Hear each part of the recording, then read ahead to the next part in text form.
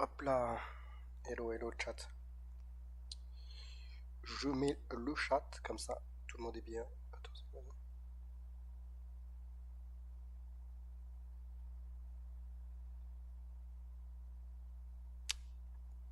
Ouais, good. Du coup, le chat. Bim, bim et bim.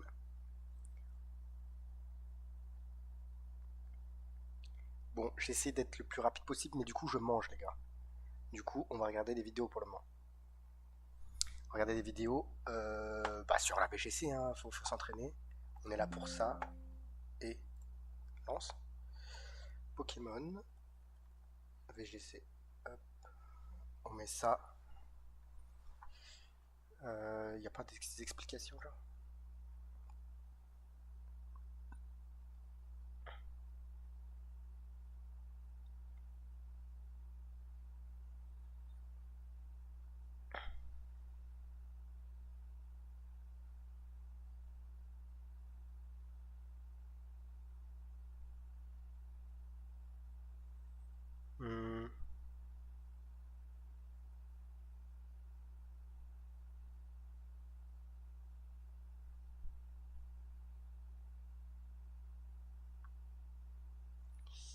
Y a pas.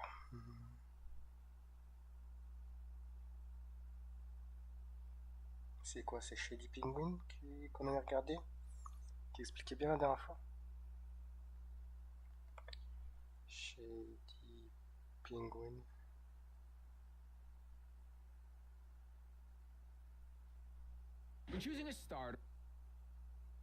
Non, c'était pas Shady Penguin. Comment il s'appelait?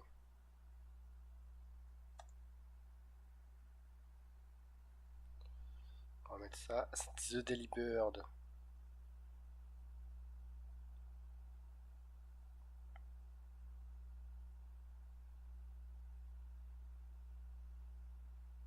How to actually... Comment jouer Weather, Balance, Hyper Offense, Before One. Trick Room. Trick Room, ça peut nous aider parce que Rondoudou il est fort dans Trick Room. Du coup, on va regarder ça. Du coup, moi je mange là, je mange ça. Sunsal Kalbitan.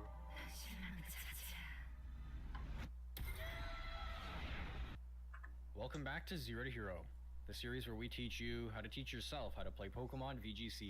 D'accord, monsieur. We're back with the How to Actually Play series, and today we're going over the Trick Room archetype. The Trick Room archetype is one that heavily relies on Trick Room, as the name suggests. There are varying degrees of how much a team relies on this effect. Some teams are hard Trick Room and have multiple Trick Room attackers and setters on the same team. Other teams just have one setter and a couple sweepers, and it functions more of a mode on the team, like Tail Room or Balance, and isn't the whole defining feature of the team. Here we're focusing on hard Trick Room, where it is the one main win condition and brings all the tools needed to ensure that it goes up in any circumstance. Hard Trick Room teams, as mentioned, often have 2, 3, or even 4 sweepers, 2 to 3 setters, and usually 2 support Pokemon that can sometimes function as a setter or support getting Trick Room up in some other way. This archetype is heavily reliant on setting Trick Room, and it's very powerful with it, but quite weak without it. As without it, its Pokemon are often slow and will be moving last the whole match. First, we'll take a look at a couple of well-built Trick Room teams, review specific tactics we can use to play the team properly, then consider the archetype's bad matchups. Just before we get into it, make sure to subscribe and like the video. Again, it seems small, but it makes a huge difference. Feel free to check out the Patreon if you want to support the channel directly, and you can check out my archetype video to see more about the archetype as a whole and building it, whereas here we focus more on how to play the archetype. So what's the goal of Trick Room teams? The goal is to ensure Trick Room goes up, and then making the most use of the Trick Room currency to deal massive damage with powerful sweepers and end the game quickly. The game plan really is similar to Hyper Offense in the sense that you rely on some form of speed control to get a huge advantage, and then follow it up with big damage very quickly. But Trick Room teams are vulnerable if the speed control does not go up, or if you cannot close out the game before it wears off. Our 2 examples of teams come to us from Reg G and Reg H. On this team, Calyrex Ice Rider is an example of a Pokemon that is both a Trick Room sweeper and a setter, making it an incredible lead and a key piece on this type of team. The The team boasts huge damage within Trick Room, with a Choice Specs Torkoal, Guts Ursaluna, and Choice Banded Urshifu. This allows the team to bypass protects with Urshifu that are usually used to stall Trick Room turns, and again has great offensive type coverage with Torkoal and Ursaluna. With 4 incredible offensive threats, you can see the similarities between Trick Room and Hyper Offense. Indeedee and Smeargle, both with Follow Me, Smeargle with Fake Out, and Indeedee with Trick Room, can support Calyrex to set Trick Room while still being able to enhance the damage of Calyrex or any of the threats with Decorate and Helping Hand, since after Trick Room is up, you usually want 2 damage threats on the field, but them having damage enhancement serves a similar role. Let's look at our Reg H team. Hatterene on this team serves a similar role as Ice Rider, as it can both set Trick Room and sweep in it. It combos particularly well with Indeedee to fire off powerful expanding forces in Psychic Terrain. Torkoal and Ursaluna are the same as the last team, as hard hitters with complementary offensive type coverage and providing single and spread damage, making the team not extraordinarily weak to wide guard. C'est vraiment attaquer. Gallade is unique on this team as it provides a 3rd Trick Room setter for the team, and is used more for specific matchups where its offensive coverage is needed. It also has access to wide guard to protect the team from hyper offense teams looking to overwhelm them with spread attacks early. Mousehold is also on this team, but it's quite fast. It likely functions somewhat as a suicide lead as a more frail Follow Me Pokemon, hoping to feint after redirecting the attacks, allowing a second sweeper to switch on the field while Trick Room goes up. So what specific tactics do Trick Room teams like to use? The first tactic is the pivot repeat. Once Trick Room is up, your opponent is likely to transition into playing defensive, using protects often and making switches to try and reduce your damage and stall until Trick Room runs out. With your opponent playing so defensively, you have more leeway and should aim to position 2 damage threats on the field at the same time to get the most use out of your Trick Room turns to deal the most damage while you have it. So, being able to identify when they will protect early and switch in an offensive threat is key. And if you're unable to finish the game from the first duration of Trick Room, you should aim to pivot your setter back on the field right before Trick Room ends, allowing you to be ready to set it again immediately after for a second duration of Trick Room. Our second tactic is suicide setters. Some teams will run options like an eject button or even memento on a redirector or support Pokemon. This allows them to take 1 hit, immediately switch out with an eject button to an offensive threat, while the setter gets Trick Room that same turn, only needing to worry about 1 of the opponent's attacks. This propels your offensive momentum significantly, allowing you to make full use of your Trick Room turns without needing to take a turn switching in another threat. It does, however, make you more vulnerable on that first turn, as you'll only redirect 1 attack, leaving the setter or the incoming sweeper vulnerable to the other attack. And if you're using a move like Memento, it is putting you down a Pokemon in the matchup. But this enhanced momentum can really be a game changer in many circumstances. Our third tactic is the most complicated. It is the Room Reset. The Room Reset is an advanced tactic that requires a very specific situation to pull off. And it's only possible while you have 2 Pokemon on the field that can use Trick Room on the board at the same time. And both of your opponent's Pokemon need to be able to use Protect. This tactic only needs to be used or should be used when Trick Room is about to end with 1 turn left, although it occasionally can be used with 2 turns left, but on the last turn is the most common. If both of your opponent's Pokemon are likely to Protect, being the last turn of Trick Room, intending to stall it out, rather than attacking into both Protects and getting no value for the turn, you can consider using Trick Room on both of your Pokemon.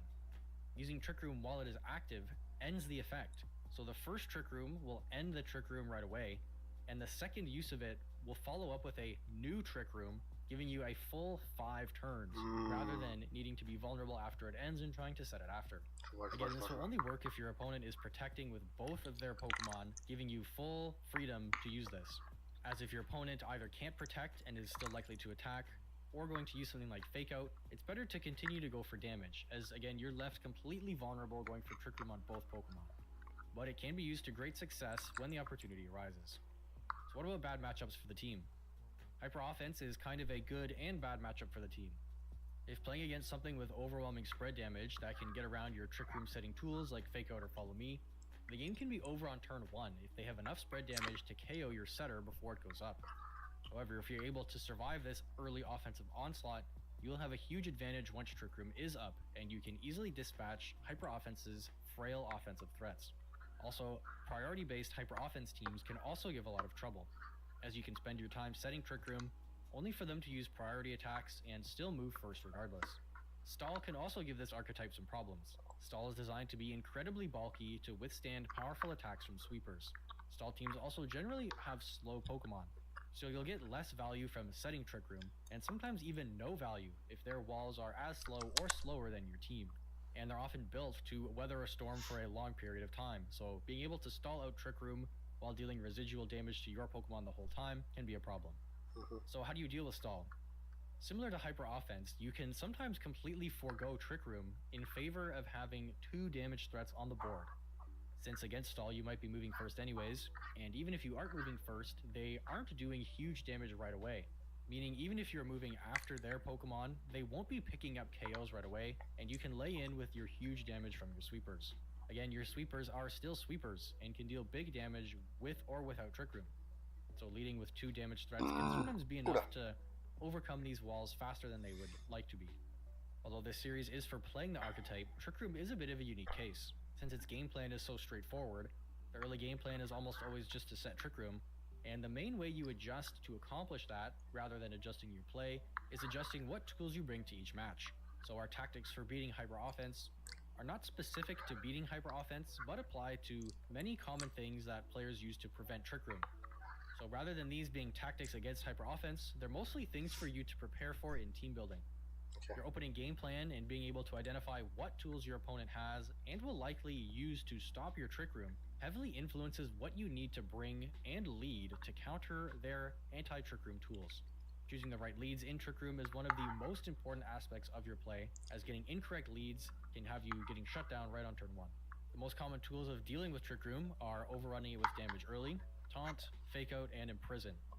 So when faced with Taunt or extreme damage, having your redirector to take this damage or the Taunt keeps your setter from having to deal with these effects or damage and allows them to set the Trick Room early. Mental Herb can also be used to shake off a Taunt once. With Fake Out, you likely notice that both of our Trick Room teams have Indeedee, which is an amazing Trick Room tool for having redirection, but also bringing Psychic Terrain, which blocks opposing priority damage, including Fake Out. Choreograph is another common Trick Room support option, as it blocks priority attacks from the opponent. This is very useful also against priority-based Hyper Offense teams, as it completely removes that option from them. Imprison is the hardest tool to work around, and you can lose your turn if you go for Trick Room, while they seal it away with Imprison. You really need to adjust your focus to KO the Imprisoner, and then set Trick Room as soon as possible after. Again, it sounds straightforward, but as mentioned, without Trick Room up, you're quite vulnerable. So being able to identify when you might need to lead 2 offensive threats to take out an Imprisoner, rather than leading your typical setter and support Pokemon to get Trick Room right away. That's it for the tactics for Trick Room, and thanks again for tuning in to the How to Actually Play series.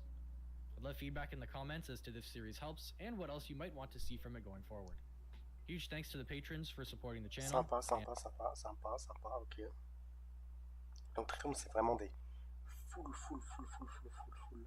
attaque.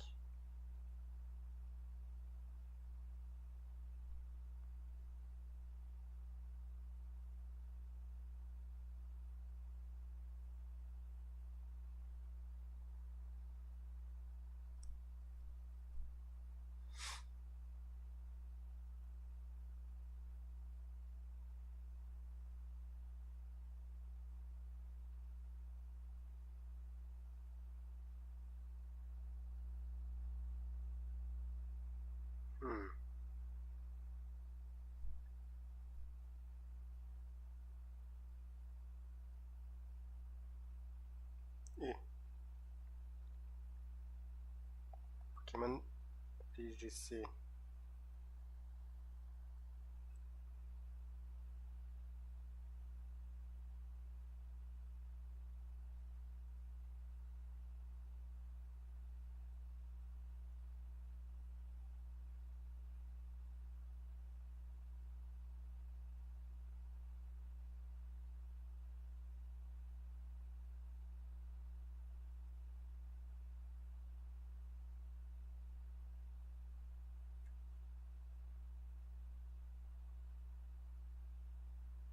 La pla pla pla pla.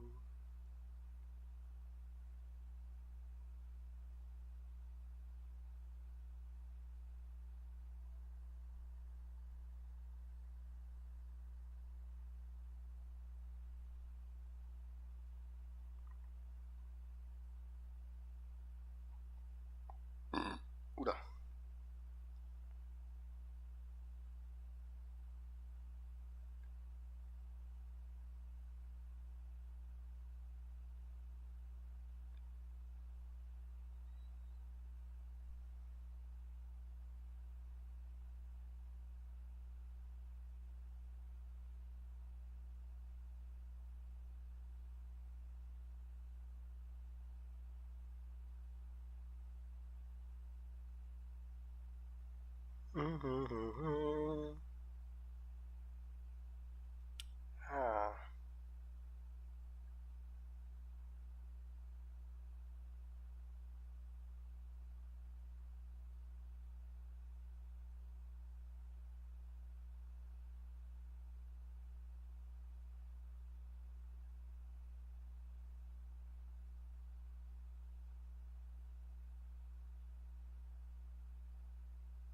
Est-ce qu'il y a des nouvelles de Pokémon Champion ou pas?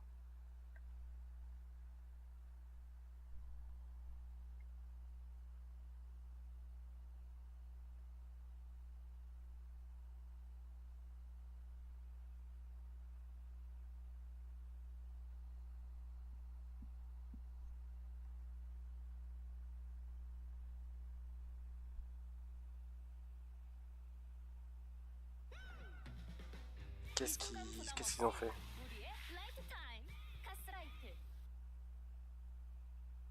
Pourquoi c'est déjà ruiné? Teamfight tactique.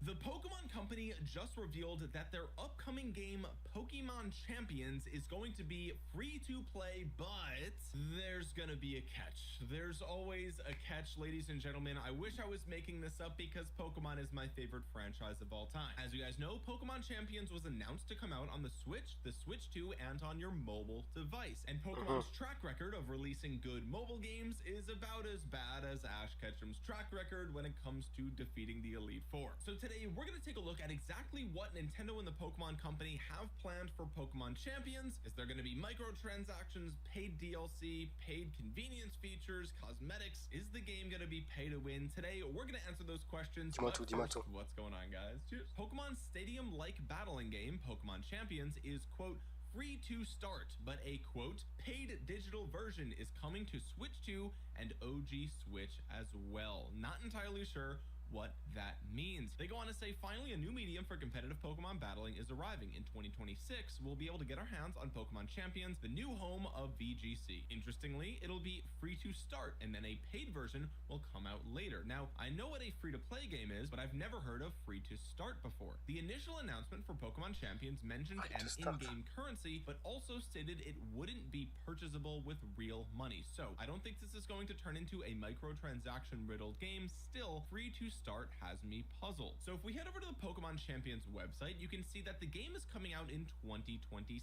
and it goes on to explain that this game is effectively going to be the hub for competitive battling in the future. As you know, the World Championship next year is going to use Pokemon Champions instead of Scarlet and Violet or whatever the game might be in the future. It will be cross-platform, so you can use it with Pokemon Home. But here's where things get a little bit interesting. You can assemble your ideal team by recruiting either past partners from Pokemon Home or through trial recruitment. You can have a Pokemon join your team for a trial period, and you could battle with it right away to test if it will suit your strategy. You can use trial recruitment once a day without using victory points, and then there is permanent recruitment. Once you found a Pokemon that's a good match for you, it can be added to your team permanently. To do so, you'll need to use victory points. You can also train your Pokemon with these victory points as well, and this is what has people a little bit concerned. You can see in the top right corner here, these victory points look literally like the sort of in-game currency that you might find from your standard mobile free-to-play game, right? Think Genshin Impact, think basically any free-to-play game that uses gems or diamonds as a currency, okay? However, it's important to note that as the article just pointed out, victory points cannot be directly purchased, so keep battling and gaining victory points to power up your team even more. So according to the website, you can only get victory points from ranked battles and other places in Pokemon Champions. So if you take this at face value, it sounds like good news, right? And it is good news. The fact that you can't buy it directly is good, but the fact that they use the word directly makes this vague enough to where they could say, okay, well, you can't buy it directly, but if there's a battle pass and some of the tiers of the battle pass might have victory points, well, that's not buying them directly. You're not buying them directly. You're buying the battle pass, which has tons of things in it, and it just so happens that extra VP could be in that as well. Now, I'm not saying that that's what's happening, right? I don't know if that will be the case. Who knows, right? But I mean, the fact that they use directly clarifies that they're only confirming that you won't be able to buy it one-to-one. So dollar for VP, right? There's other ways that they could get around this and technically not be lying. So why are people concerned, right? Well, okay, let's be generous. Let's say that there is absolutely no way that you can buy this. There's no roundabout way. There's no gimmicks. There's no fine print. There's nothing like that. You simply will not be able to buy this with money. Let's take their word at face value and say that they will be honest here, and there's absolutely no way that money will get you an advantage in this regard, okay? Even though the word directly obviously leaves the door open just a crack for them to have some wiggle room there. The reason that people are concerned is if you scroll all the way to the bottom of the webpage in tiny little fine print, all the way down here, no one even scrolls down this far, okay? Nobody scrolls past this, just to be clear. But if you go all the way down, it says this is a free to start game. A Pokemon Champions Plus starter pack bundle, as well as optional in-game items, will be available to purchase. More details and pricing information will be shared at a later date. So now we can confirm that this game is not entirely free to play. There are some things in this game that are locked behind an in-game purchase or the starter pack bundle. And of course that's the case, right? Why would the game be entirely free to play? The developers have to make money. I'm not ignorant to that fact. I think that if the game is going to be live service, there has to constantly be reasons for people to come in and spend some amount of money, right? I mean, it is what it is. Nothing in this world is free. If something is free, then that means the product is actually you and your data, okay? So I'm not gonna sit here and say that this game must be free, it deserves to be free, it has to be free, whatever. Of course not, right? Of course. There has to be some way that Pokemon is going to make money off of this game. Obviously, that's the case. But the question is, what exactly are you going to be paying for, if not directly paying for VP? Just yesterday, in an official press release from the Pokemon Company, if we scroll down here, we'll find out a little bit more about the paid version of the Pokemon Champions game. They say Pokemon Champions is a free-to-start game coming to Nintendo Switch 2, Nintendo Switch, and mobile devices in 2026. More details on a paid digital version of Pokemon Champions on Nintendo Switch 2 and Nintendo Switch systems will be shared in the future. So what we can learn here is that on the Switch and Switch 2, there will be a paid digital version. And you might think, okay, well, if it's on the Switch 2, maybe it's like an increased frame rate or better resolution, better textures, whatever the case might be. But okay, well then what's the paid version on the Switch? It can't be those things because my phone is more powerful than the Switch, okay? It's kind of ridiculous, but this is what has fans worried, because if we think about all of the different free-to-play or free-to-start mobile games that Pokemon has released, the track record hasn't been very good. If we look at something like Pokemon Unite, I think that there was definitely concerns at launch about the game being pay to win, because you could get in-game currency that you could use to buy held items and things along those lines. At this point, Pokemon Go obviously has lots of pay to win mechanics, and then we recently covered on the channel the Pokemon Friends game, which came out a few weeks ago, was free to play, but you only got like 2 minutes worth of tutorial, and then it was $10 if you wanted to remove the sort of one puzzle per day limit that was built in, right? So really, to enjoy the game for any reasonable amount of time, you would have had to spend the $10 to get that upgrade. And then there was also like $25 or $30 worth of DLC on day one. There was 2 DLC packs, and so really on day one, if you wanted all the content, it was like $35 or something like that, right? So again, Pokemon's track record of releasing mobile games with free to start model is not good, right? It's objectively not good. All of the games that we've seen recently have been very bad and poorly received. And so Pokemon Champions, you know, I would like to assume that they would handle this game with more care, because it is literally going to be the future of Pokemon competitive, and like they really can't afford to mess that up, honestly. Competitive Pokemon and shiny hunting are the only 2 relevant things left when it comes to Pokemon in the gaming sphere, right? Pokemon is not known for having a compelling story as of late. Now, the Area Zero story was okay, but when we zoom out and we start to compare Pokemon to the gaming industry at large, it falls short by a mile. It's not even close, right? Like, you don't play Pokemon games for the story. You play Pokemon games because it's Pokemon, and if there's a decent story attached, great. but like it is not, you're not drawing people in with a gripping story. It doesn't happen. I'm sorry. It's not known for its graphics. It's not known for its innovative gameplay. It's not known for really anything anymore besides being nostalgic and besides competitive and shiny hunting. Like those are the only relevant pieces of content left. So Pokemon Champions really can't afford to fail here, if we're being honest with ourselves. So I'm very concerned about the paid digital version on the Switch and Switch 2. Let's see what Reddit has to say about this, okay? This person says it'll probably be cosmetics for trainers, Pokemon, or Battlefield thrown into a store plus a battle pass. TCG/Pocket/Unite all have this, so if the game is free to play, then monetizing through cosmetics is standard. These two people chime in and say, hey, if it's only cosmetics, I don't mind microtransactions. And then this absolutely based Giga Chad says the silent part out loud, the slippery slope that got us in our current state of affairs in gaming. Quote, I'm okay if it's XYZ, just no. Can we go back to one-time purchases of our software with everything included from the start? Quality DLC and expansions can stay. Microtransactions, no matter what, need to die already. This guy is 1000% correct, even though it's never gonna happen. I'm sorry to say, microtransactions Non, are mais going anywhere microtransactions, because ça more va, than mais 50% of gamers buy them, tu peux which pas is disgusting, ne but pas it is mettre true, tout le and jeu I bought microtransactions. si tu dis que So le have you. jeu n'est So free to anyway, play. this person says free to start is nice. At least they're trying to use less predatory language. Nintendo always used that term. It's much better than doing what other companies do and call it free to play, ignoring the fact that it's essentially impossible to keep up after a certain point if you don't pay. God, Pokemon fans will defend literally anything. Pokemon could release pink version in 2026 and they could announce, hey, 1 in 3 copies come with anthrax in the case. You open it up, you instantly anthrax, you're dead, right? And Pokemon fans will be like, well, at least 2/3 of them don't have anthrax, so like honestly it's better than nothing. Like that mindset is the reason why you've been eating slop for a decade and you're pretending you're okay with it. Here's another interesting interaction that I'd like to share with you. They've already confirmed the victory points you need to make Pokemon can't be purchased, so any in-game purchases will likely be cosmetic. This user is either naive or a child, or maybe they've not played any video games in the last 15 years, but this individual responds, you also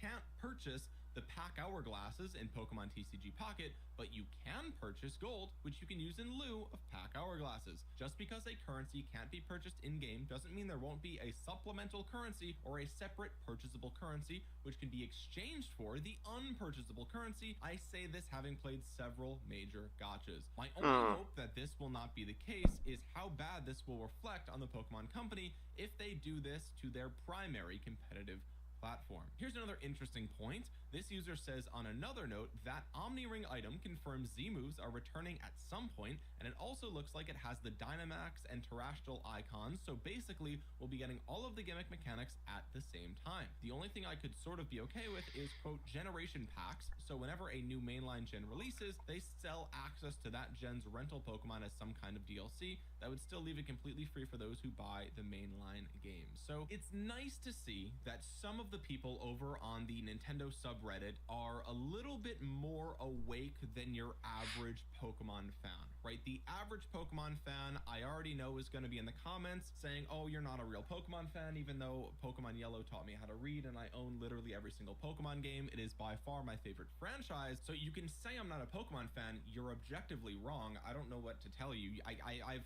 thousands of hours playing these games in my life. I love Pokemon. I want the franchise to be good, but sometimes the correct thing to do when you love something so much is to be critical of it, right? You can see the reality of what's happening. Even though you love it, it's not what it once was. And so it's nice to see that some of the Reddit users are catching on to some of the language here. And despite Pokemon saying you can't directly purchase VP, doesn't mean that there won't be ways to obtain VP that are exclusive to paying customers. Does that make sense? Like, it could be the case that if you play the free to start version, then you get a certain number of ranked matches per day, right? If you play the free to play version, let's say you could do 5 ranked battles per day. After that, come back tomorrow, right? And then if you buy the upgraded starter bundle or whatever the case is, now you can do as many ranked plays as you want every single day, and that would be effectively a way to buy VP, right? Because we already know that the only way to get VP is through ranked battles, and so if the free version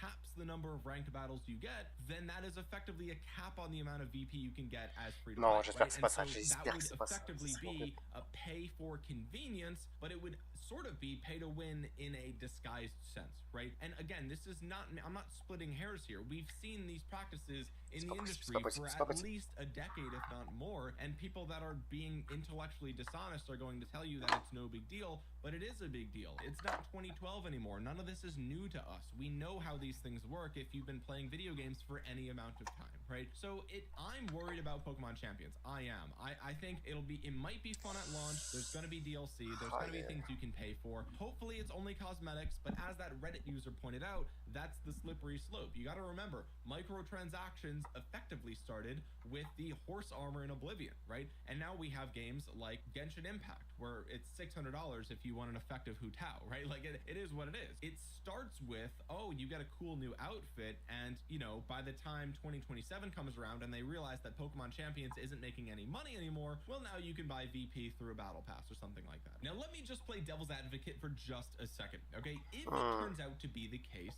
that the upgrade pack, the digital upgrade for the Switch or Switch 2 ends up being $20 to $40, and it's a one-time purchase and you get access to all future content in the game, is that a good deal? The answer, of course, is yes, right? Obviously, right? I mean, come on. If it's a one-time purchase and you get everything, and the free-to-start version gets you like 1 or 2 competitive battles a day, like obviously it would be worth it to buy the upgrade pack. You get the game forever, you're good to go, and you are done. And again, that's not the end of the world, okay? Let's be real. And even if it's part of a monthly subscription, let's say that Nintendo Online Expansion Pass gets you the premium version, premium upgrade of Pokemon Champions built in, right? As long as you have Nintendo Online Expansion Pass, you get all the features for Pokemon Champions and you're good to go. That also would be 기다린 만큼 더 스무스하게 한맥. fine. It's a monthly or a yearly subscription, and that money goes towards keeping these live service games afloat. So whether you're buying it for this, or you're buying it for the GameCube Classic Collection, or whatever the case might be, you spend money on that one expansion pack, that one monthly subscription, and you get all this content. That's fine, right? I totally understand. Again, I understand this is live service. I understand that these things, people have to get paid. Families have to eat, right? Like there's people that work on these games every single day, Monday to Friday, and they need a paycheck. It wouldn't be the end of the world if this was like bundled in with Nintendo Online, or even if it had its own sort of like, you know, like with Pokemon Home, it's like it's like $2 a month or whatever, and you pay for the whole year. Like if it's like that, then you get a lot of value. Let's be real. You get a lot of content, or you could get a lot of content out of the game for a very small price, perhaps arguably less upfront cost than a full game release like Scarlet and Violet, okay? So if we play devil's advocate, and we do the math and we try to figure out like, okay, how much value out of the time you're gonna get out of this game is there, it could be worth it, right? But the entire purpose of this video that we're talking about this is that this is the slippery slope that we always find ourselves going down in every mobile game for Pokemon. Là, vu ce que le mec il a dit, ça sert pas bon, ça sert pas bon.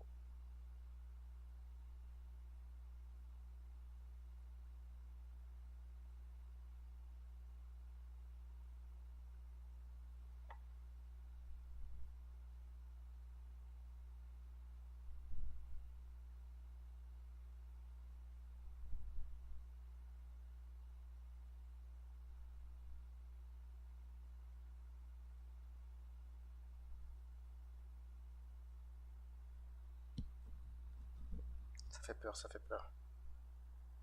Ça fait très peur si c'est ça.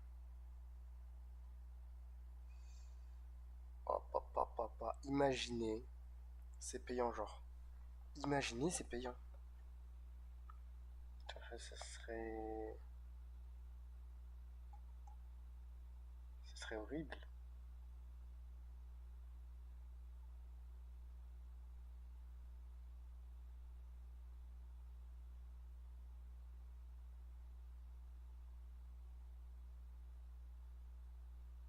Ça serait horrible. Genre vraiment, ça serait pire truc possible.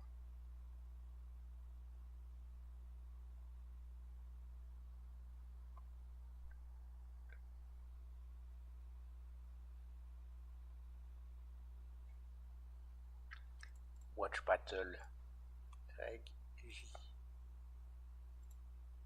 1003. Ok. Alors, Ça, c'est des teams, je pense, on verra beaucoup. Magerna, c'est quand même pas mal fort. Avec son passif, chaque fois qu'un Pokémon meurt, il gagne un boost.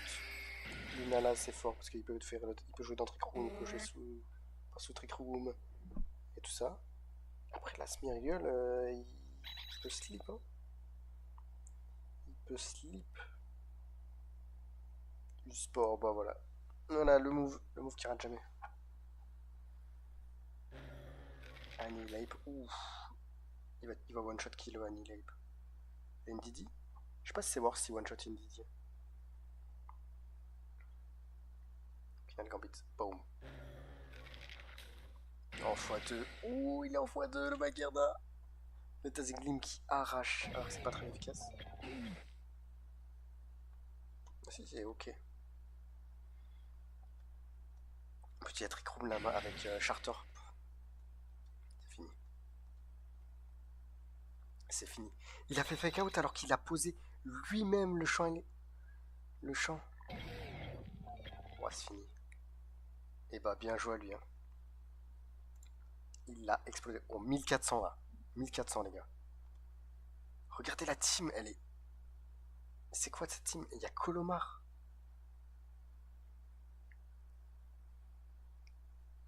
Comment il a fait pour monter aussi haut?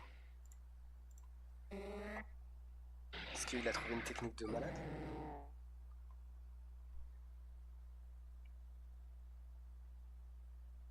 Weather Ball. Ouh, ok, ça fait des dégâts. Flinch. Le Trick Room qui est passé. Du coup, eux, ils sont plus rapides que lui. Hop, il switch. Il va essayer de se suicider. Protect. Double protect. Du coup, final Gambit, boom, il part là-dedans.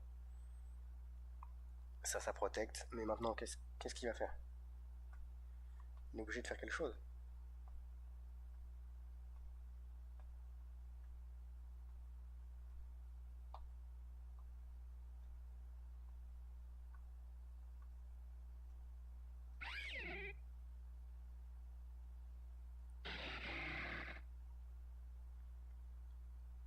Oh, c'est pas mal ça. Parce que la sage. Liquidation qui one shot. Crowdout. C'est quoi? C'est Adaptability? Je crois que c'est Adaptability qui fait autant de dégâts. Il a... Mais Swift Storm qui gagne avec ça. Mais wesh, il a même pas utilisé le légendaire. Mais monsieur, mais excusez-moi. Y'a pas? Vas-y, on met n'importe quoi. Oh.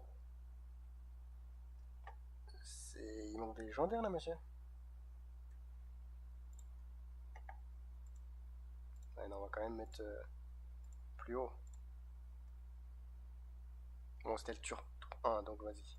Ah, vas-y. Il fait la strat évasion bâton passe là, ou je sais pas quoi.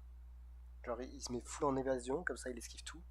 Et après il fait bâton passe, ou un truc comme ça, pour le mettre sur par exemple Arceus ou Calyrex.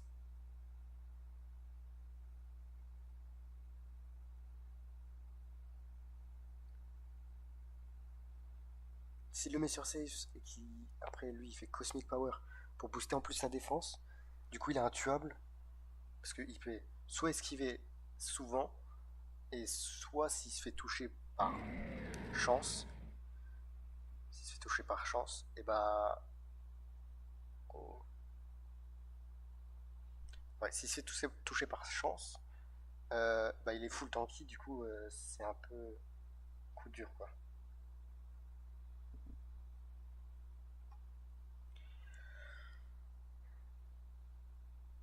Le mieux ce serait de le mettre sur Arceus parce que Calyrex il peut pas toucher Smeargle. Substitute. Ah ouais. Carrément.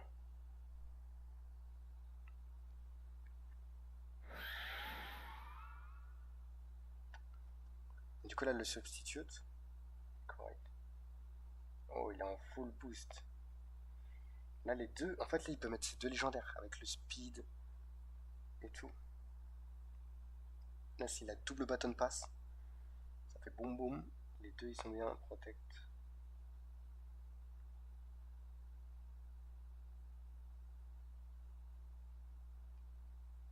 Sport sur un clone.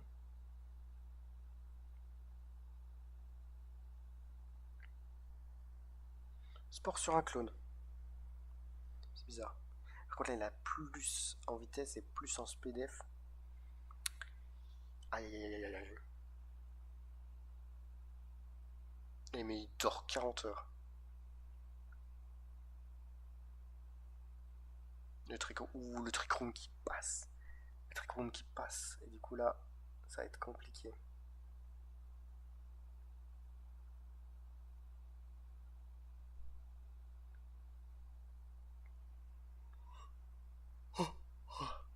Ça va être compliqué parce que là, il y en a un qui est endormi et l'autre qui sert à rien. White guard. Sport. Oh là là là là là là. Sport, c'est vraiment une attaque de débile. Hein. En fait, il faut juste qu'il change le sommeil et c'est bon. Hein. Ils peuvent laisser le sport à 100%. Mais il faut qu'ils changent le sommeil. Genre, ça baisse l'attaque et l'attaque SP par exemple de x2. Genre, pour que ça reste vraiment fort. Mais que tu puisses rien faire pendant 3 à 5 tours, genre. C'est abusé. C'est vraiment abusé.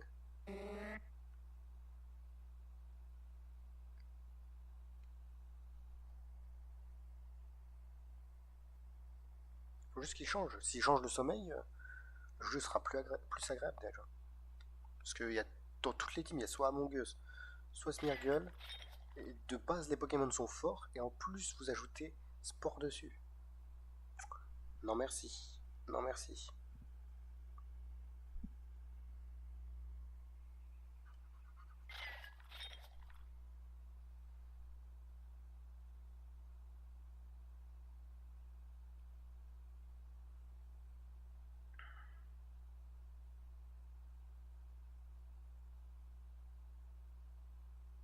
Il veut juste des boosts.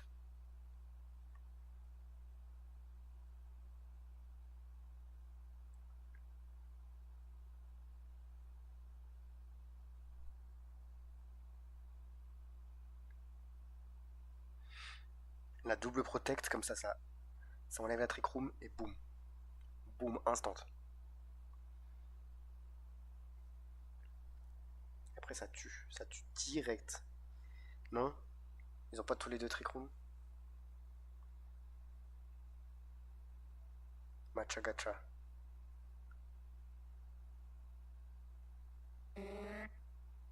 Knock off. Knock off qui tue pas, ça c'est méchant. Du coup le matcha. Oh, matcha gacha qui meurt. Sinistra. Sinistra? Ouais, Sinistra. Et là le Arceus. Oh my god. x4 en attaque le Calyrex.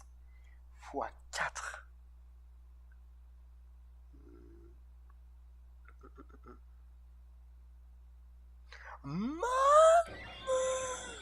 Ça a touché. Bon, par contre, là, il est en x3 évasion.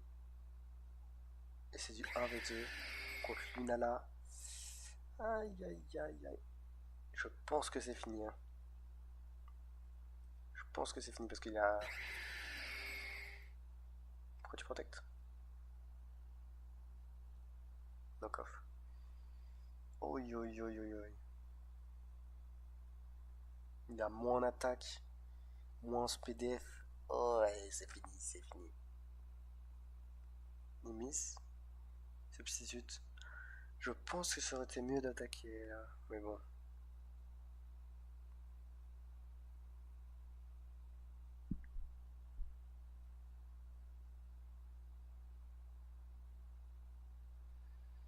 La défense. Bon, il est bon en défense, mais ça sert à rien. Là, ça ne sert vraiment à rien. Knock off. Mais il est fait. Il est fait, mon garçon.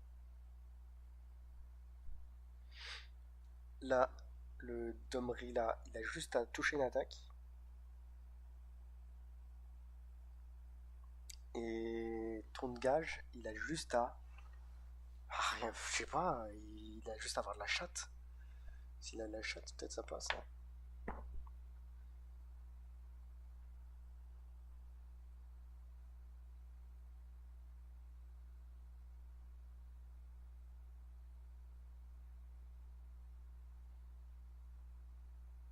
ça touche.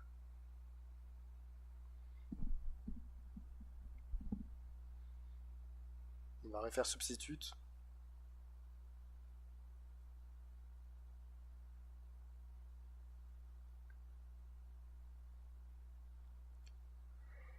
Ouais, hein. Le truc il dure 15 ans. On était à 18 tours. Voilà, le substitute.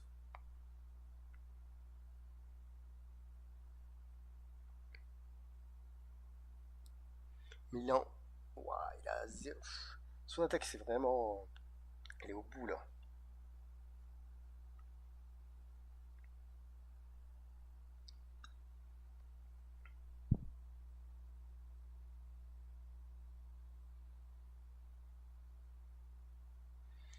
Le knock-off qui fait 0. Il n'y a pas d'autre attaque. Il y a évasion, substitute, protect, bah, et knock-off.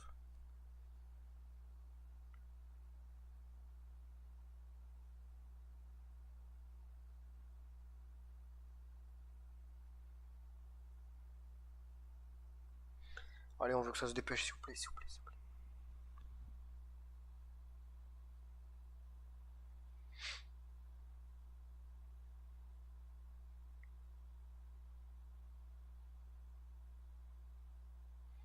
Bon, attends, il s'est pris des dégâts et le clone, il est toujours pas mort parce qu'il est trop tanky.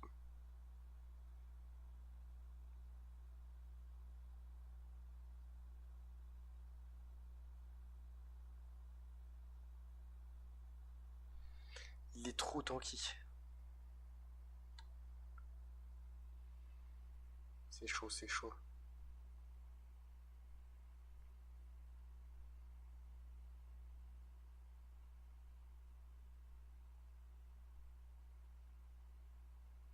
C'est très très chaud là.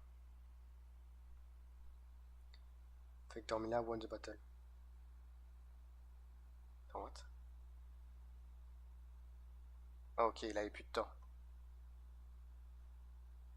Il avait plus de temps. Fou. Oh, le retour de Swift-Storm. Le retour de Swift-Storm avec sa team trop stylée.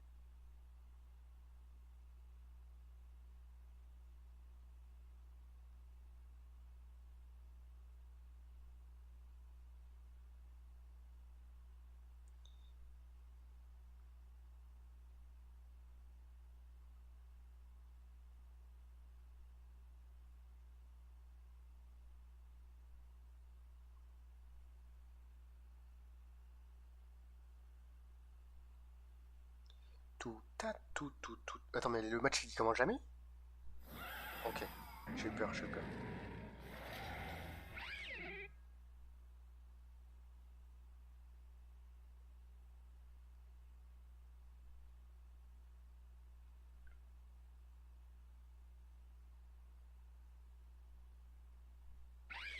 Ok, Terra Ghost pour immune au fake out. Knock-off instant qui one shot truc. Body press qui one shot aussi. Parce qu'il est boost en défense avec son item. Oh my god. Le tour 1 il est exceptionnel. Le tour 1 de Swiftstorm est exceptionnel.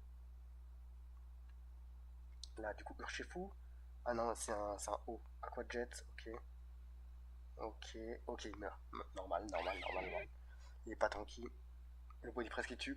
C'est du 2 contre 2, c'est 2 contre 2. Il reste quoi? Raichu et Eternatus. Ok. Raichu et Eternatus. Qu'est-ce qui va se passer?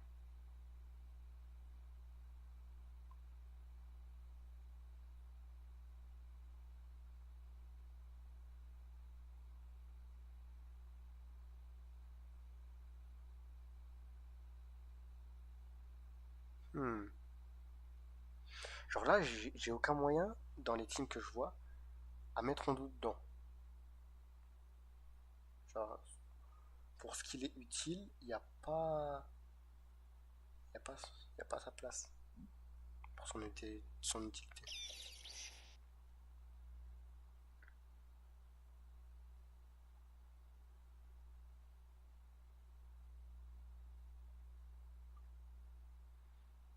Ok. Bah il a perdu. Eternatus meurt, non? Avec Surging Strike. Oh non, c'est tanky. C'est tanky tout ça. Sludge Bomb qui tue. Body Press. Qui fait très mal quand même. Mais là, il a quoi? Lui, les combats acier. Les combats acier? Ouais, acier combat. Poison dragon. Je pense pas qu'il. Oh, il a Dynamax canon. C'est nul Dynamax canon, mon petit. Mais bon, il est meilleur que moi, donc je dis rien.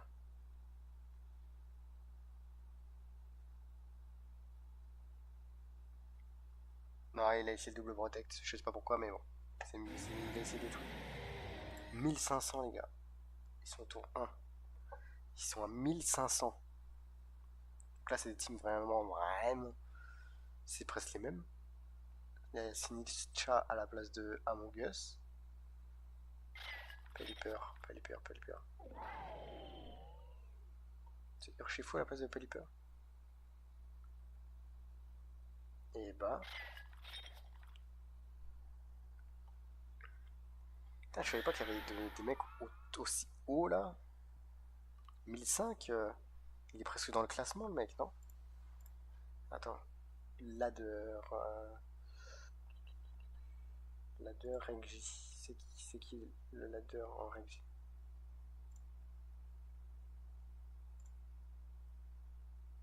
Bon, attends, ça charge.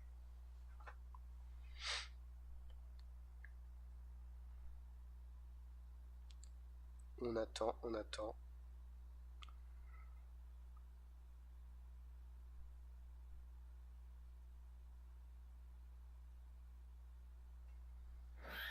Ok, Calyrex Ice, Ladder. Navel Orange.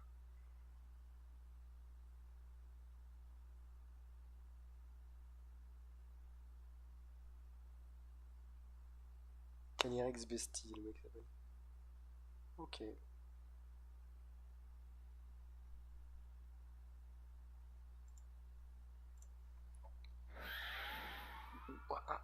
Bam, bam, bam.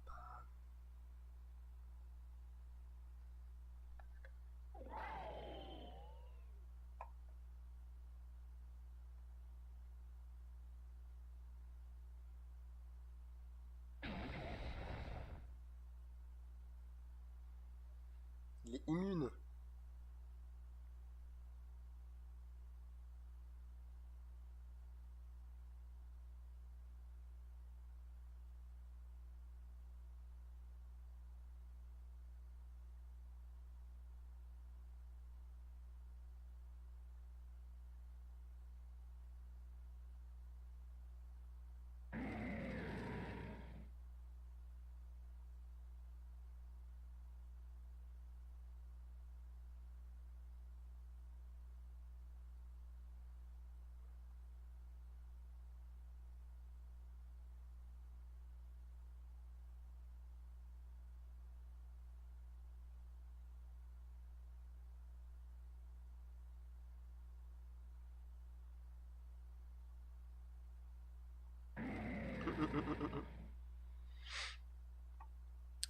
Allez.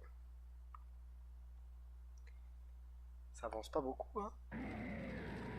Donc là, il a fait une prison pour pas qu'il fasse justement le trick room.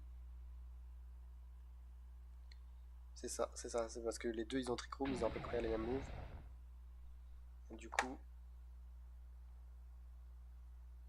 ouais, il a une prison à la place de Lich Seed. Du coup, l'autre il peut faire que Lich Seed. C'est pas mal quand tu joues contre le même Pokémon que toi. Surtout que c'est pas beaucoup joué sur Calyrex. Oh my god. Et il a survécu en plus.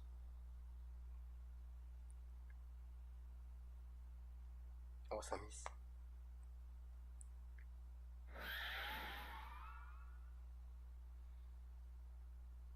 Ouh là là là là là. Miraidon contre Miraidon. Parce que lui il a encore le Terra, lui il a plus le Terra. Il reste encore Calyrex. Calyrex qui peut maintenant faire tout ce qu'il veut, vu qu'il n'y a plus une prison.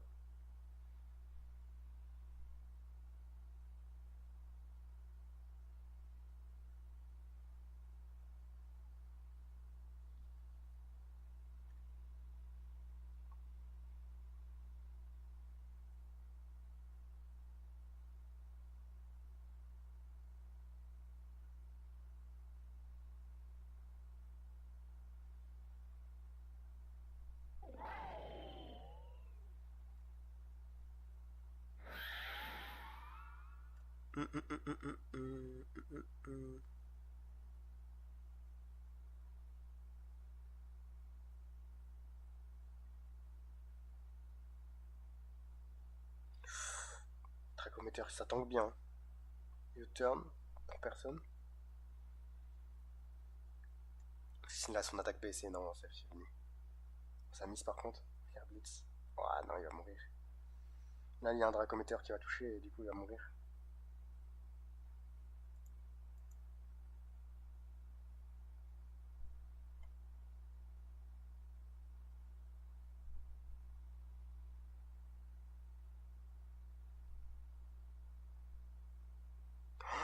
Ah, ça tank quand même bien, ça tank quand même bien.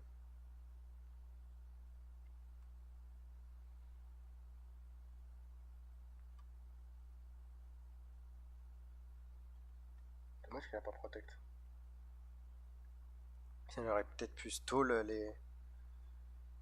les PP de... Oh, attends, s'il rate, est-ce qu'il peut le tuer après?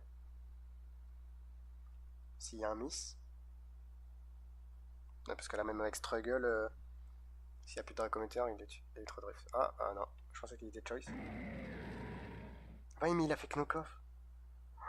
Oh, il a fait knock-off du coup. Il était plus bloqué sur Dracométer, il pouvait faire ce qu'il voulait. Oh, yaï. Ça c'est sad, c'est très sad. C'est très sad. Est-ce qu'il y a des vidéos de Pokémon pas obligé VGC qu'on a loupé? Ça c'est moi, bonjour. Pokémon War are you? Why Pokémon Game? Ouais, non, ça non. Balance. Comment rework les pires méga évolutions? Non.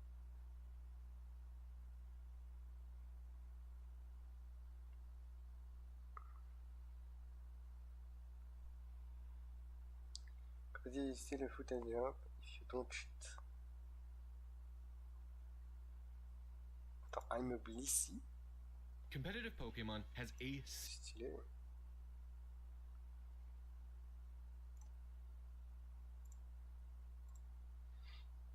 Dis-moi tout. Non. Competitive Pokemon has a serious accessibility issue.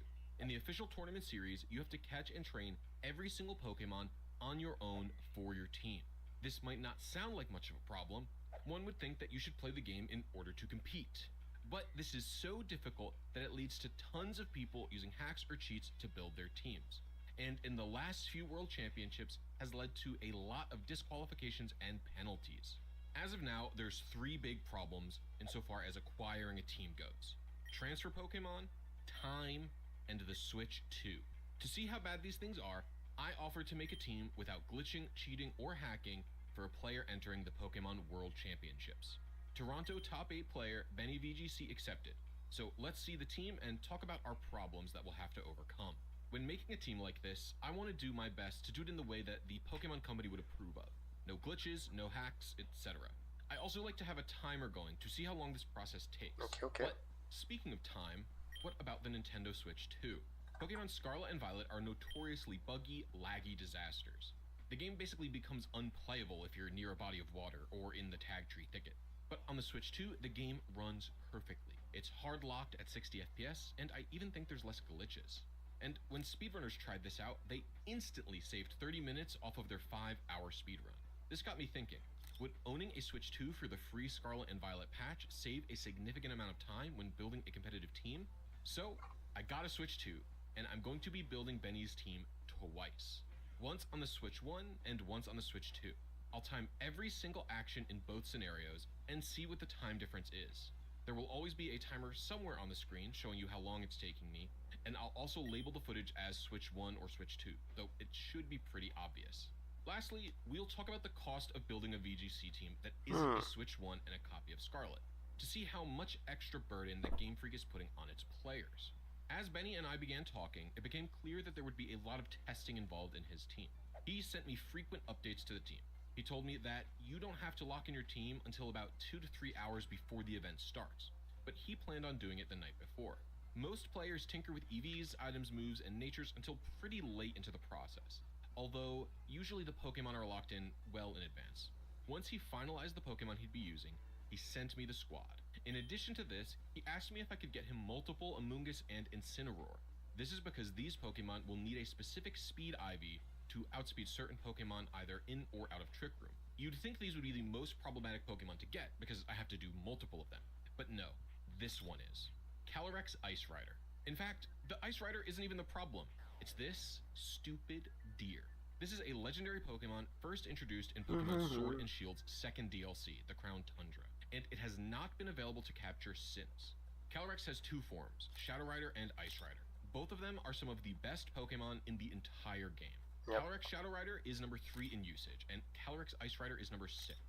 Obviously, you do not need these Pokemon to win. There's viable teams without them. But Sword and Shield came out in 2019.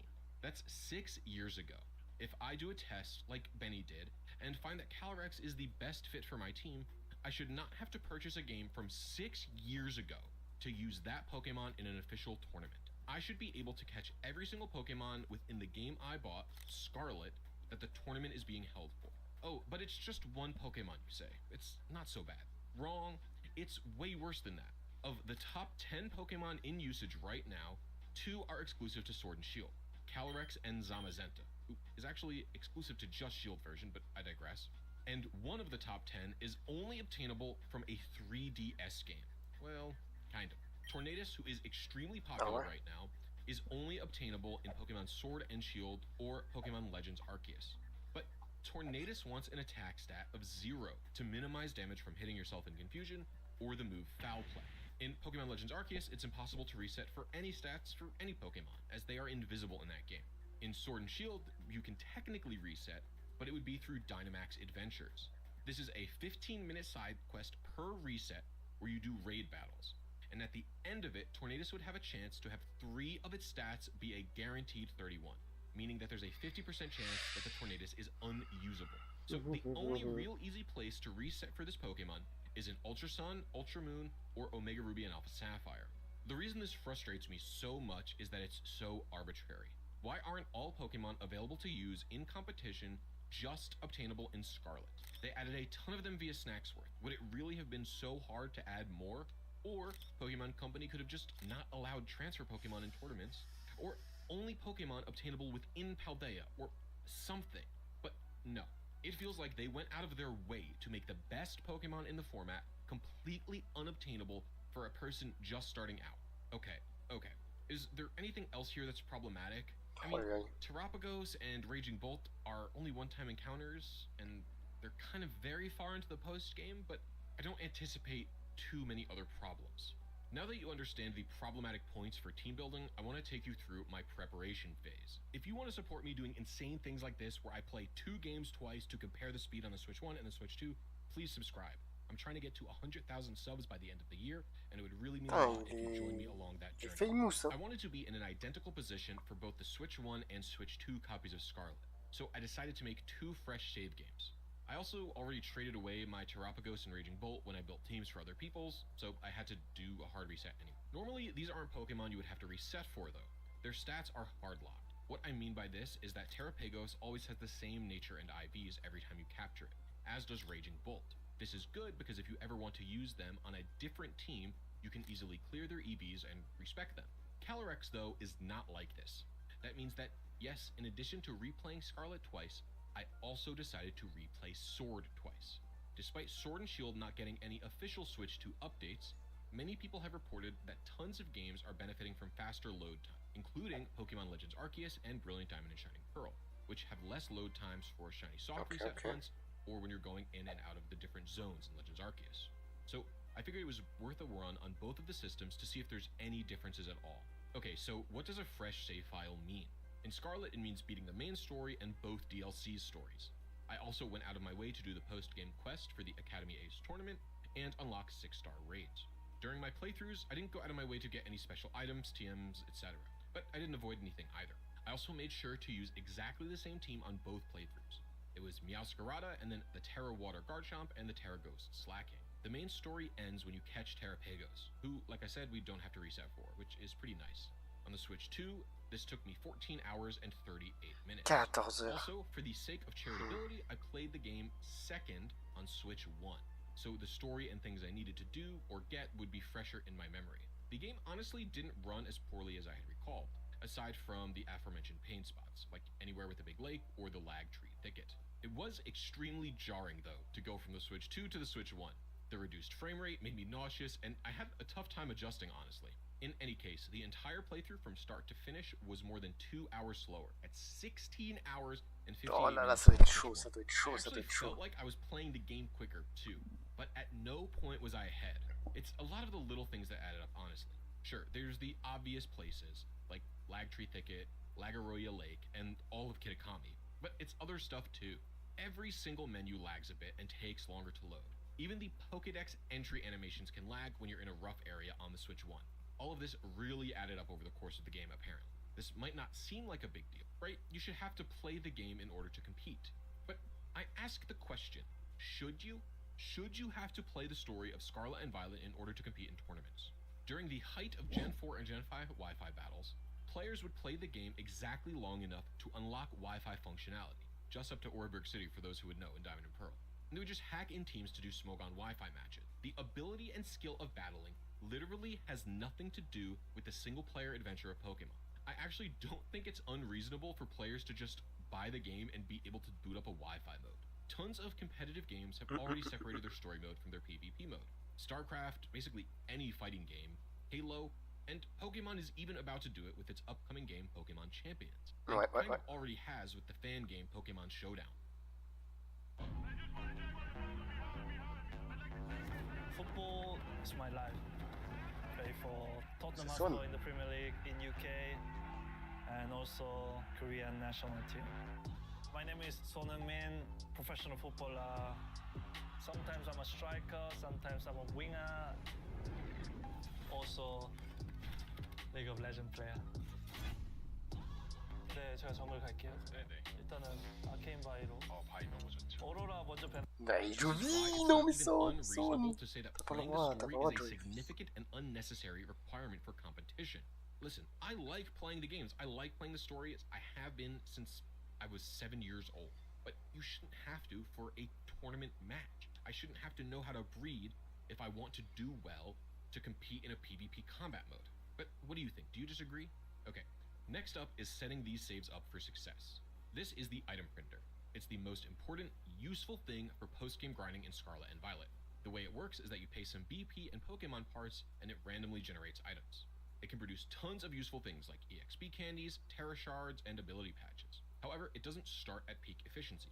It has to be upgraded, which costs BP. Unlike older games, BP is not obtained in the Battle Tower. You get it by doing quick, repeatable side quests called Blueberry quests. You can also do these online in groups, and they earn BP much, much quicker. So I set out on the grind with some people from my stream. We had to grind about 15,000 BP total. Why? Well, the item printer costs around 1,700 to fully upgrade. And then after that, each print costs 5 to 15 BP. The rest of the BP that I grinded was used to upgrade the terrarium. This lets more Pokemon spawn in Blueberry Academy, which is required for a specific Pokemon on our team. In addition to gaining BP, doing these quests also unlocks snacks from the Snack Man. He lets you find legendaries from the old games. Depending on how many quests you do, group or solo, he'll unlock a new legend for you. We have to do enough quests to get the snack for Cub Food. This is a bit of a mindless task, but it's fun enough, especially on stream. It's usually using auto battle to KO Pokemon, pick up items off the ground, make sandwiches, etc. Stuff you would normally do in a casual playthrough of Scarlet and Violet. All in all, this took me 1 hour and 48 minutes on the Switch 2. On the Switch 1, it took me significantly longer at 2 hours and 50 minutes. An entire hour. Why? Well, online play definitely lags the game more than offline.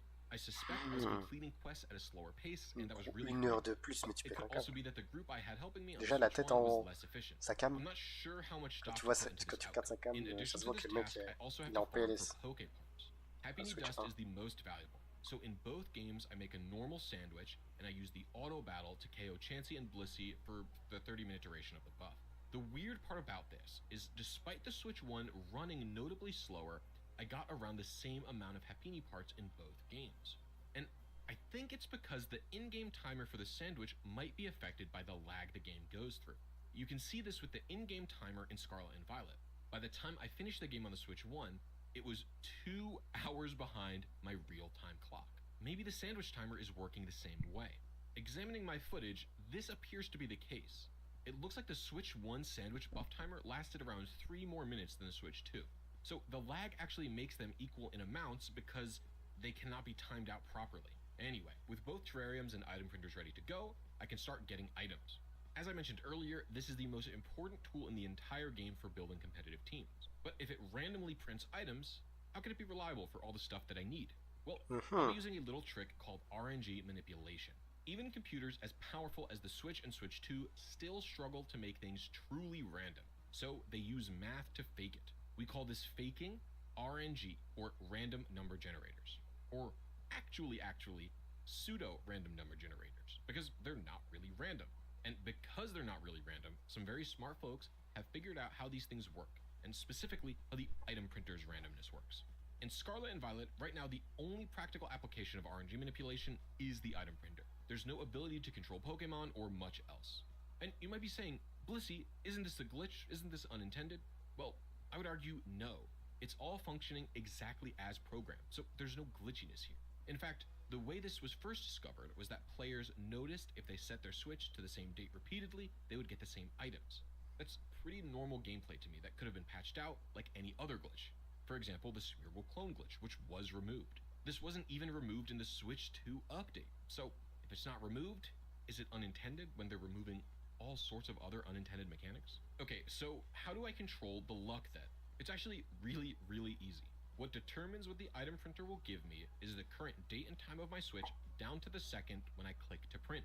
Anubis, a prominent data miner / researcher, has compiled a list of a bunch of known good times for every item that you could think of.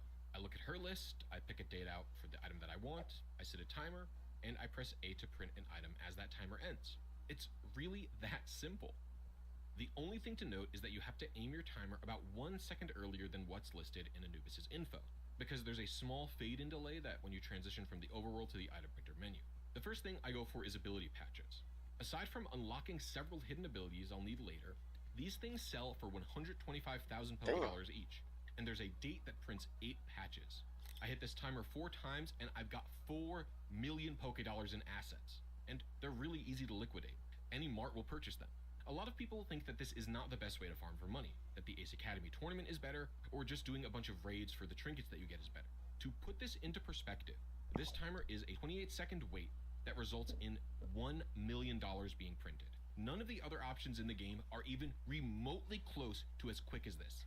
Even if you take into account that raids give you other stuff, they simply do not compare to the speed for money farming or for anything else for that matter. This process is pretty much repeated for every item that I need. I did EXP candies this way because it's also faster than raids. I also get every single Terra Shard type I'll need here, which again is faster than raids. You can print 60 or more of every single Terra Shard type here, which is more than you need to change one Pokemon. And none of them are even 1 minute long waits. To put this into perspective, the first team that I built in 2023 for Freezeye, each Pokemon took me 1 hour to get enough Terra Shards to change their Terra type. Even with the Shard Charm, raids do not give anywhere close to this amount of shards. I also get some Pokeballs this way, specifically Fastball, as many wanted a Pokemon in them. The process is the exact same thing on the Switch 1. I've seen people say that the Switch 2 is more consistent, but I really did not experience that. I didn't even notice any lag or anything like that. On the Switch 2, this all took me 50 minutes and 36 seconds. On the Switch 1, it was 6 minutes slower. I expect this isn't entirely from lag. On both manips, I missed my target a few times, and I suspect maybe I was just performing worse on the Switch 1. Then again, maybe people were right, and it is less consistent because of the game's lag on the Switch 1. With all of that done, my Scarlet save files are officially prepped and ready to catch Pokemon. it's now time for my sword playthroughs. And I have to say, this was maybe the most miserable part of the experience. The way this run works is that before the first gym, you gain access to both DLCs for Sword and Shield. And in the Crown Tundra DLC, you get access to Max Raid Lair, which lets you catch some legendary. And for some reason, all of them are at level 70, completely unscaled, will always be caught in the first Pokeball you throw at them, and will always obey you no matter what point in the game that you're at. The first Max Raid Den is also always the same Pokemon, Suicune, who is great for speedrunning the game. In each of my playthroughs, I did 3 Max Raid Lairs. In the Switch 2, I had a Suicune, Rayquaza, and Hitmontop. And on the Switch 1, I only had a Suicune and Tapu Koko because I failed one of the raids once.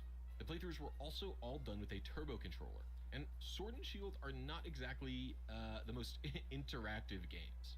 Some of these gym challenges, I was literally able to get up and do other stuff as the turbo controller beat the NPCs, because you aren't even moving or solving puzzles, you're just battling trainers over and over. By the end of each playthrough, I felt like I was losing my mind. The elevator fighting Macros Cosmos employees got me on both playthroughs. I felt like I was dying. Just a mindless dialogue, no exploring. Go, go, go. Battle Pokemon 20 levels under my Suicune. This is really not an ideal way to play a Pokemon game, to be sure. And keep in mind, I am not a speedrunner. I don't really know any special strategies. I'm just hitting surf with my Suicune. And I don't think you should be a speedrunner to be able to get a Calyrex. The fact that it can need special IVs and it's not one time only is insane. Once Leon is beaten, I would then do the Calyrex post-game quest. You have to be a champion to catch it, even though you can do the entire quest up to the catching part beforehand. The quest only takes around 40 additional minutes. In the end, there is not a huge difference between Switch 1 and Switch 2. The Switch 2 took 6 hours and 39 minutes, whereas the Switch 1 took me 6 hours and 43 minutes. Again, I did the Switch 1 version second, so I was more familiar with Sword's story for that playthrough. I do think the game's loading times might have slightly been slower, but the difference is so minimal it's hard to know for sure. I also didn't notice any big performance issues or anything. The experience was pretty much the same on both systems. So far, we're at 23 hours and 55 minutes of gameplay on the Switch 2, and we're ahead of the Switch 1 by 3.5 hours, which is at 27 hours and 27 minutes. I do anticipate this gap to widen a bit further, however, though I do think we're maybe done with most of the hard stuff and most of the lag-inducing thing. At this point, we're finally ready to catch all of the Pokemon that we need. Lucky for me, Benny only needs 2 Pokemon with specific IVs, Amoonguss and Incineroar. Anything else can be captured and patched up later. Before I do any capturing though, I sell about 20 of my ability patches in each game. This will net me enough money to buy most items I'll need to set up these Pokemon for success. We'll start with Calyrex. Starting with the base time of 6 hours and 39 minutes for the Switch 2, I first caught it in Sword.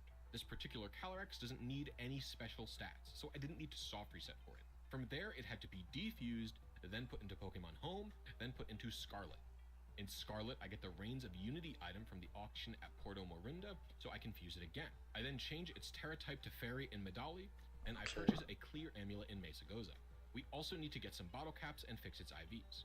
I buff everything except special attack to 31 via Hyper Training. Next, I had to get all the right moves for it, which are Protect, High Horsepower, Glacial Lance, and Trick Room. TM farming can be really annoying in this game, needing specific Pokemon parts to craft them.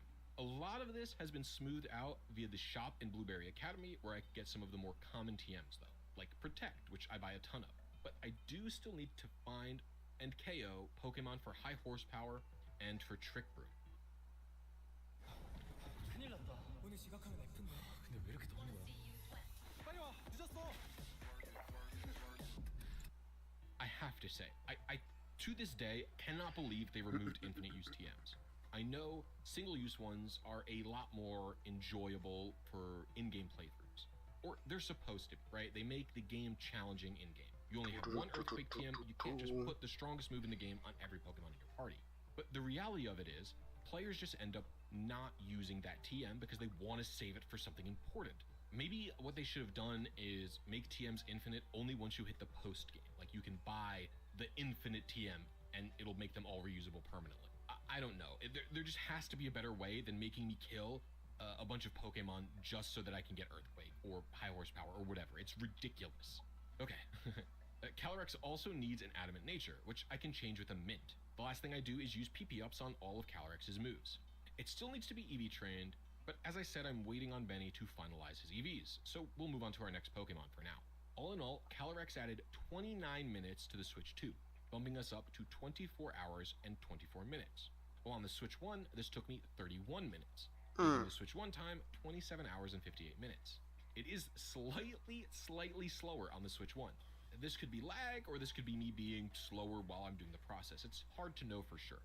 Amoonguss is next up on the team, and it's one of the Pokemon that I have to get twice. Benny isn't sure which speed IV that he wants, 0 or 27.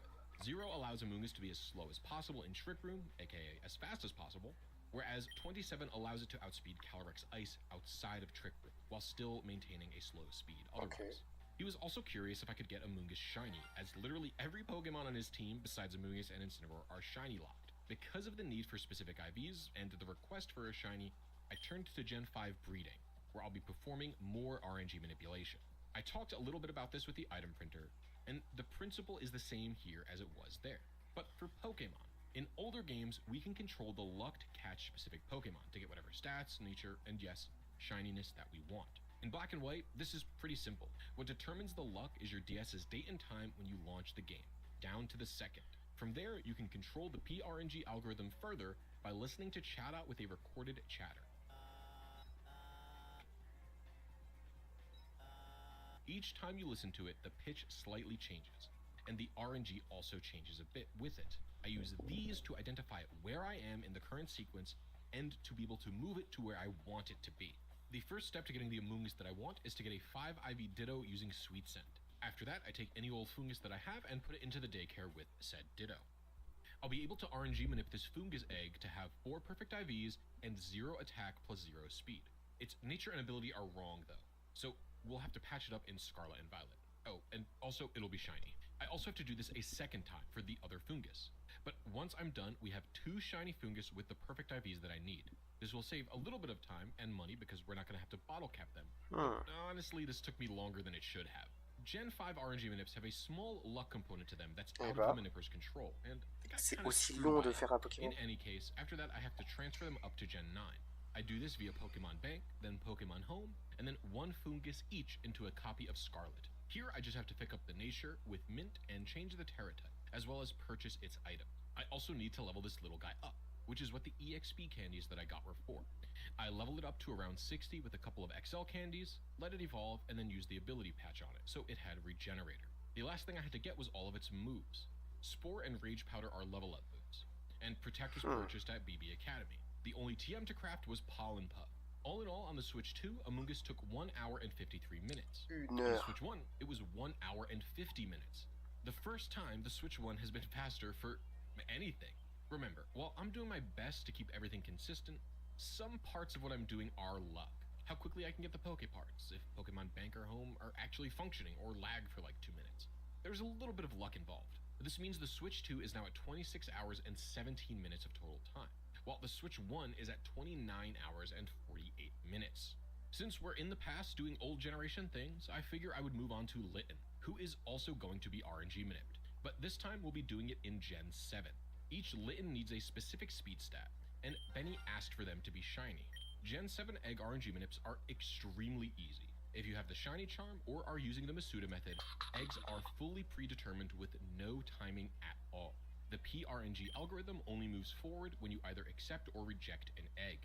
Practically, what this means is that when you tell the IVs and species of your parents to a program, it will tell you how many eggs you either have to accept or reject to get the IVs and shiny value that you want. The big downside of this is that it's not as flexible as something like Gen 5 egg RNG. I can't just pick and choose what stats I want super easily. What I do first is breed my Japanese Ditto with a Litten, getting 2 non-shiny Littens from it. One that's got a 15 for speed and one that has a 27, which are the speed stats that Ben requested. Once that's done, I replace the previous Litten with new eggs, and according to the program, I'm only 7 Litten away from a shiny on another game. In Gen 7, eggs are determined shiny on egg hatch, not on egg generation. This means if the egg would be shiny for another trainer but not you, if you trade it to them and then they hatch it, it'll be shiny. This first Litten was only shiny on my Ultra Sun, not my regular Sun. So I trade it there and then I hatch it. After that, my current copy of Sun had a shiny only a few more eggs away. Once both Litten are hatched, I send them through Pokemon Bank and Home into Gen 9, and 1 Litten goes to the Switch 1 and 1 goes to the Switch 2. These Littens, however, do not have perfect stats. Like I said earlier, Gen 7 Egg RNG is a bit too restrictive to get a Pokemon in this little amount of time with perfect IVs. So all I had was the speed stats and the shininess. The first thing I do is dump a bunch of EXP candies onto Litten to get them above level 50 for hyper training, and then also evolve them into Incineroar. After that, I give them the ability patch to unlock their Intimidate ability. They also need their Terra type changed to Bug, and they need to be hyper trained. Luckily, hyper training is super easy these days. Battle caps are purchasable, and the level cap is 50, not 100. This feature basically almost used to be useless as far as I'm concerned. For the moves, Incineroar was actually more annoying than most of the team members. It has exactly one move that's purchasable, which is Will-O-Wisp. Knockoff needs to be crafted by KOing Pokemon, and Fake Out and Parting Shot are egg moves. Gen 9 does have a nice feature to help out with egg moves though. Fake Out. You can pass what would be an egg move onto a Pokemon via the Picnic feature and an item called the Mirror Herb. This is a niche battle item that lets the user copy stat changes other Pokemon on the field do. But in the game, if a Pokemon is holding it and is in a Picnic and has an empty move slot, and another Pokemon in the Picnic has an egg move that the Pokemon holding the Mirror Herb can learn, the Pokemon holding it will learn that egg move. So I go into my PC and take out two Pokemon, one who knows Fake Out and one who knows Parting Shot. I do the Picnic trick after using the Mirror Herb, and bam, Incineroar has all the moves it needs. The last thing I do, as per usual, is spam PP ups on it. On the Switch 2, Incineroar took me 2 hours and 1 minute. 2 heures pour un Pokémon. 1 hour and 57 minutes. Uh-oh, that's 2 in a row where the Switch 1 is faster. I think this could showcase that the smaller the amount of time, the less impact the lag has, which in principle makes sense. Most of this 2-hour time was spent on Alola games. It was not spent on the Switch. I probably only spent 15 minutes on the Switch or so. Okay, so the Switch 2 now totals at 28 hours and 18 minutes, whereas the Switch 1 is at 31 hours and 45 minutes. We're still holding steady at about the 3.5-hour difference mark. Up next is Raging Bolt. Like I said earlier, this is typically a simple Pokemon to deal with because you can't reset for stats. They're always the same. So unless you trade them away, it doesn't matter if they're single encounter Pokemon. Except it does. Raging Bolt is a version exclusive that you only get one of, meaning it's only available in Scarlet. And I did trade my original Raging Bolt to complete the Pokédex by getting an Iron Crown. This kinda makes it so that players who bought Violet are a bit screwed. Yeah, they have Miraidon, the more popular of the 2 box legendaries, but every player gets 2 of their respective box art legends, so they can easily trade for the version exclusive one. This isn't the case with the new Paradox Pokemon, and Raging Bolt is a huge pain to unlock. Earlier, I talked about how players shouldn't have to play the game to access its competitive portion. Well, just unlocking Raging Bolt takes longer than the original single-player campaign of Scarlet and Violet, not counting the DLC. To get it, you have to complete this quest from the NPC Perrin, which is to catch 200 Pokemon in the Blueberry Academy Pokédex. But to even unlock this quest, you have to catch 150 Pokemon in the Kitakami Pokédex and complete the Ursaluna Blood Moon side quest, also done with Perrin. This really sucks for 2 reasons. Ursaluna Blood Moon is a Pokemon people want to reset for. It does not have locked stats. I actually made a whole video about it. But if you want 0 attack on this thing, you're going to want some type of speed stat specifically. It likes to operate in Trick Room, so maybe 0 is good, but maybe other speed tiers are also good.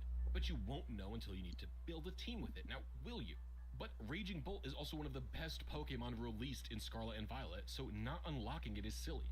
And despite catching Pokemon being quicker in Scarlet and Violet than... Mais bro, c'est abusé. C'est abusé de prendre autant de temps juste pour pouvoir faire des combats.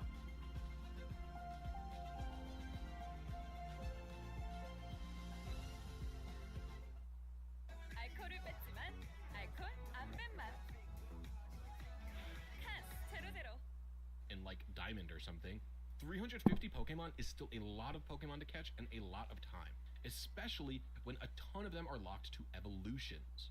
72 of the Blueberry Academy Terrarium dex is just starter Pokemon, which is why I had to upgrade the Terrarium earlier in the video. And only their first stage is catchable, so you have to evolve all of the starters twice. Kitakami is easier, but also pretty painful, especially on the Switch 1, where the region is really laggy. After finishing the Kitakami dex, I would do the Ursaluna Blood Moon quest, which takes like 20 minutes, and unfortunately I would have to catch the thing without resetting, or being able to preserve it for later. Luckily, I've reset for a 0 speed and attack one already. Hilariously though, the Switch 1 Scarlet, I got a 0 speed Blood Moon on my first try. It had perfect attack, but I still couldn't believe it. I think it's pretty lucky. Anyway, after Kitakami was done, I slogged through the Blueberry dex. My strategy for both dexes was the same and pretty simple.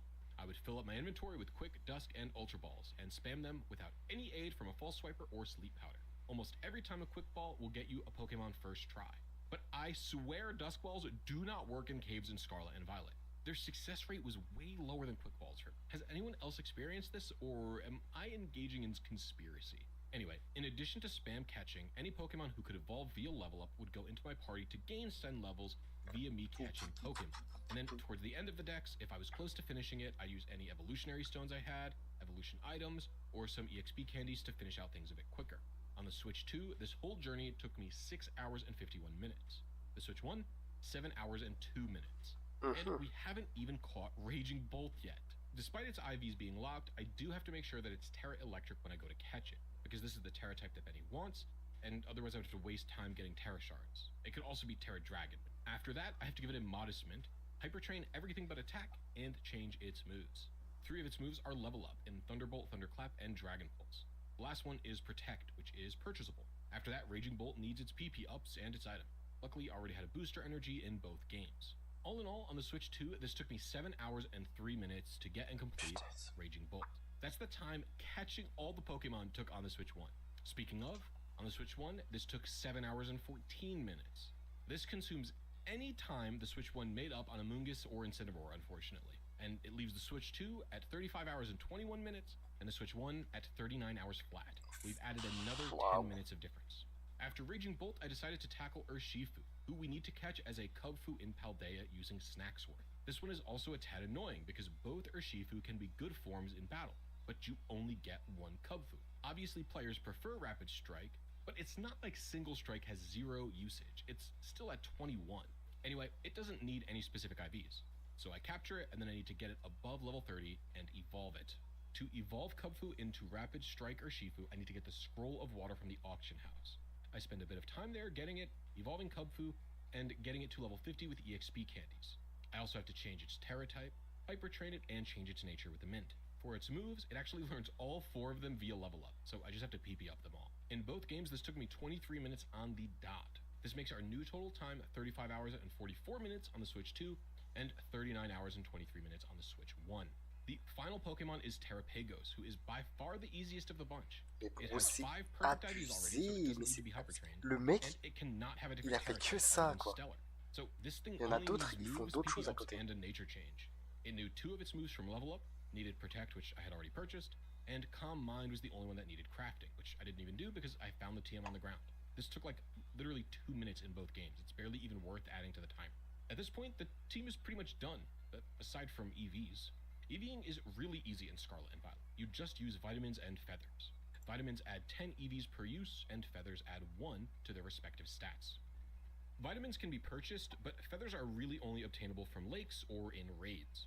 I had enough Feathers for a few Pokemon, but after that I had to farm them on Casaroya Lake. You can also get them in the terrarium, but I think the drop rate is higher on Casaroya. I farmed for Feathers for 30 minutes on the Switch 2 and had enough, but on the Switch 1 it took me 3 times as long at 1.5 hours. This makes sense, as it's where the lag is at its worst, but still, this is kind of unreal. All in all, the Switch 2 took me 36 hours and 14 minutes, where the Switch 1 took me 40 hours and 50 minutes. That's a 4-hour and 39-minute time difference for building these teams. Is this the biggest difference or the biggest problem when it comes to team building? Honestly, no. But I think a big issue here is that the Switch 2 being faster is compounding on top of a previously existing problem. In order to build Benny's team, I needed a Switch and Scarlet. To be expected, right? Those are the tools I need to compete. But actually, really, you should have both Scarlet and Violet. Otherwise, you might not have a really good Pokemon available to you. And really, if you want to be primed to compete, you should own Sword and Shield so you can get Calyrex and Zamazenta. You now have to pay extra money if you want access to all possible Pokemon available for competition. You also have to pay money to build your team 5 hours faster, which is not an insignificant amount of time. Quite frankly, this is ridiculous. I don't understand why all Pokemon are not available in Scarlet and Violet if they're illegal for competition. C'est abusé de faire ça. C'est abusé. Passer plus de 40 heures pour juste pouvoir jouer en compète. Et c'est une team. C'est une team. Genre, imagine un moment tu te dis non, j'en veux un autre de Pokémon. Tu dois passer genre 5 heures dessus. Et en plus, 5 heures minimum. C'est abusé, c'est abusé. Ça devrait pas, ça devrait pas. Ça devrait pas. Mais c'est pour ça, Pokémon Champion, je pense que ça va être bien.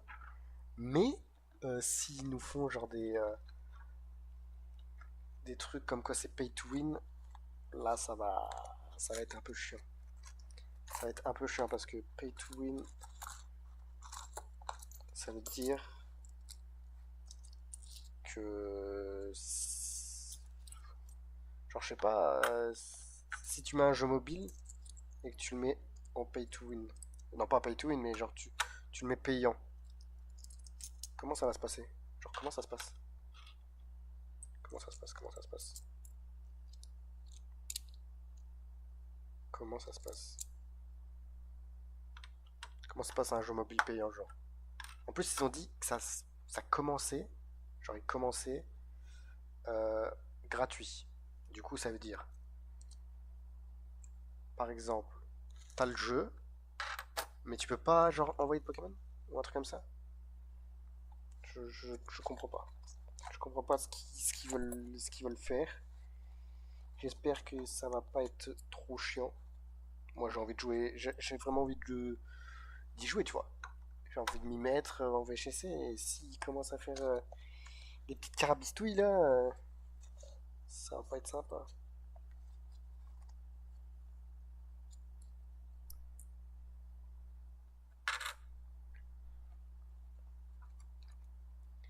Les petites carabistouilles là, c'est pas sympa.